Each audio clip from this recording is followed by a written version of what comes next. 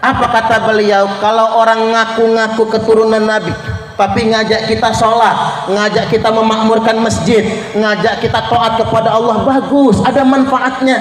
Tapi kalau orang ngaku keturunan Nabi tapi ngajak kita musuhan, melawan pemerintah yang sah, kita wajib mempertanyakan benarkah dia keturunan Nabi.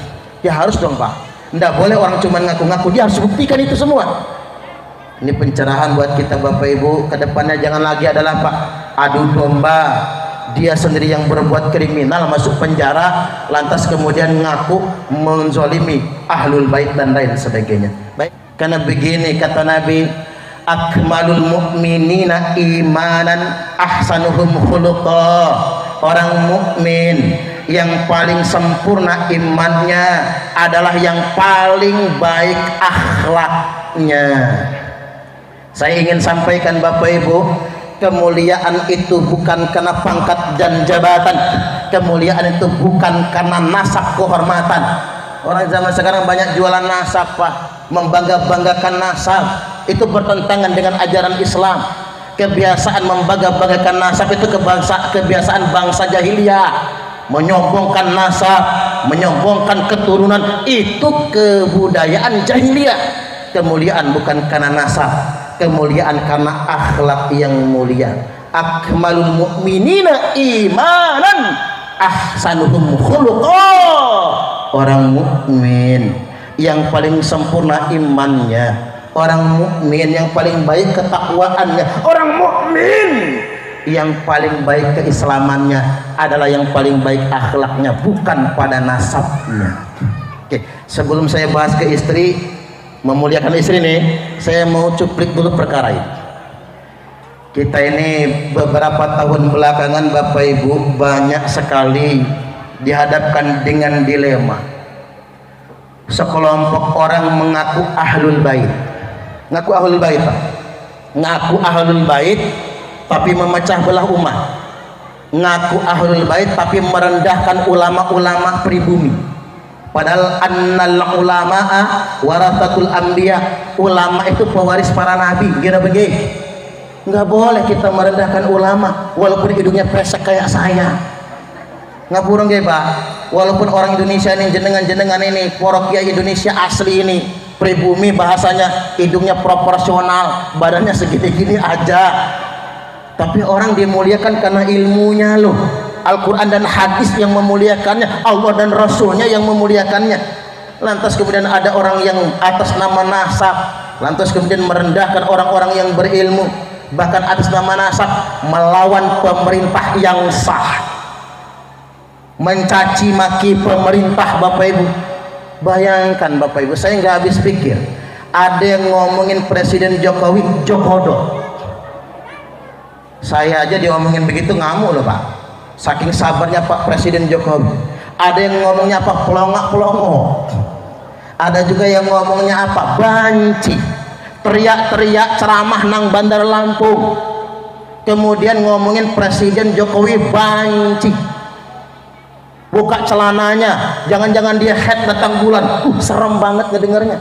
Orang begini ngaku ahlul bait, ngakunya ahlul bait, ngaci makin. Presiden Jokowi tidak pernah memenjarakannya gara-gara menghina presiden Pak, tapi dia berbuat kesalahan sendiri, berbuat kriminal, ngegebukin anak orang. Tiba-tiba begitu masuk penjara, apa kata dia? Saya dizolimi oleh Pak Jokowi. Gimana ya? Saya bingung dengan yang begitu Pak. Ada orang yang mengatasnamakan ahlul bait Bapak Ibu, ngancam-ngancam orang Islam pada umumnya. Kalian nanti matinya suul khotimah, masuk neraka gara-gara benci ahlul bait. Hanya orang munafik yang benci ahlul bait. Kita diancam-ancam, ditakut-takuti. Ini namanya feodalisme namanya Pak. Dia lebih kejam daripada Belanda. Belandanya nggak kayak gitu loh. Lebih kejam daripada Jepang. Feodal yang kayak gini. Agak galak nggak apa-apa ceramahnya ya. Ini penting untuk saya ingatkan. Nah sekarang kita luruskan, kita ngaji semua Pak. Gini aja lah, kalau kita biasa nyantri Bapak Ibu, kitab Ta'limul Muta'allim kan jelas di situ. Ahlul bait itu nggak ada lagi sekarang. Jadi begini, kalau ada orang yang ngaku ahlul bait, dia bohong. Itu aja udah bohong, itu manipulasi. Dari mana kok masih ada ahlul bait? Ahlul bait itu Bapak Ibu Ahlul bait Nabi itu Ali, Fatimah, Hasan, Husain, dan menyertakan istri-istri Nabi. Yang kedua, Alu Muhammad, keluarga Muhammad. Bukan Ahlul bait tapi namanya Pak, keluarga Muhammad, keluarga Nabi. Siapa itu? Auladun Aliyin, anak-anak keturunan Ali, keturunan anak-anaknya Abbas, anak-anaknya Ja'far, anak-anaknya Aqil dan Haris bin Abdul Muthalib. Itu Alu Muhammadin. Nah, yang ada sekarang bukan Ahlul bait, bukan Alu Muhammad. Yang ada sekarang ini adalah dzurriyyah, keturunan. Kalau dzurriyyah itu ada ketentuannya di dalam Al-Qur'an.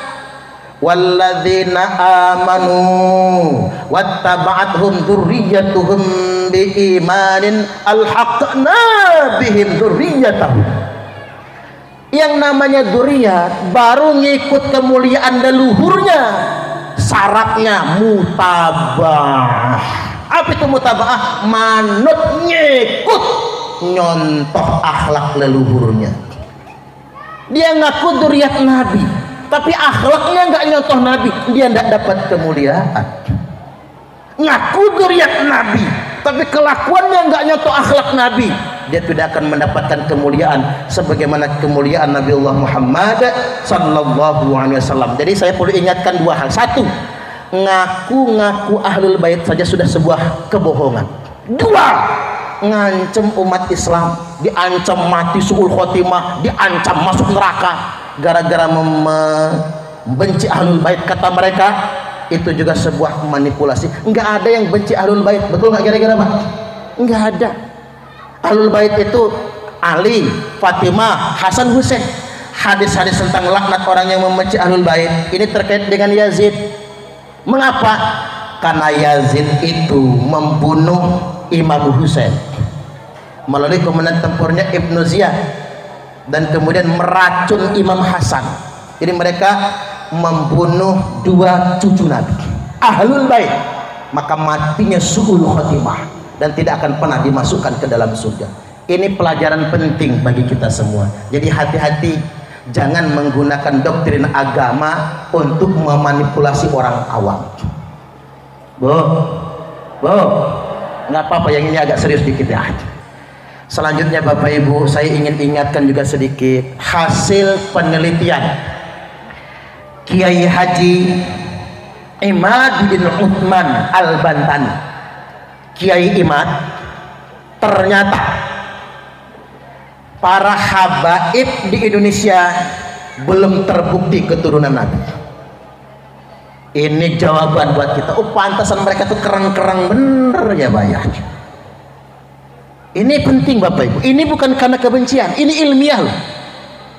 Kitab nasab abad ke-5 dan 6 Hijriah, di antaranya karya Imam Fakhrur Razi Asy-Syajaratul Mubarakah menyebutkan Imam Ahmad bin Isa punya anak cuma 3 anak lanang itu, Abu Ja'far, Ali, dan Husain.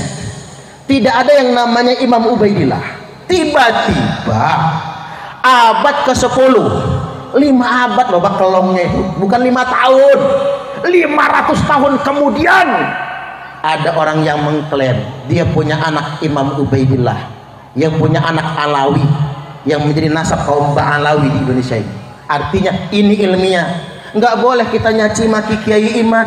Beliau itu ilmiah, kitabnya jelas Bapak Ibu. Apa kata beliau? Kalau orang ngaku-ngaku keturunan Nabi tapi ngajak kita sholat, ngajak kita memakmurkan masjid, ngajak kita taat kepada Allah, bagus, ada manfaatnya. Tapi kalau orang ngaku keturunan Nabi tapi ngajak kita musuhan, melawan pemerintah yang sah, kita wajib mempertanyakan benarkah dia keturunan Nabi. Ya harus dong Pak. Nggak boleh orang cuma ngaku-ngaku, dia harus buktikan itu semua.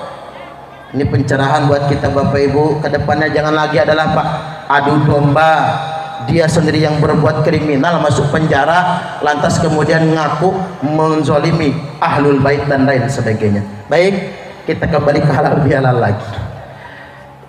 Orang mukmin yang paling sempurna imannya adalah yang paling baik akhlaknya, bukan yang paling baik nasabnya. Walaupun nasab mendukung Pak, kalau akhlaknya bagus, ilmunya bagus. Hadis ini nggak berhenti sampai di situ. Ada kelanjutannya. Apa kelanjutannya? Wa khiyarukum linisaihim khuluqa. Dan laki-laki terpilih di antara kalian semua adalah yang paling baik akhlaknya dengan istrinya.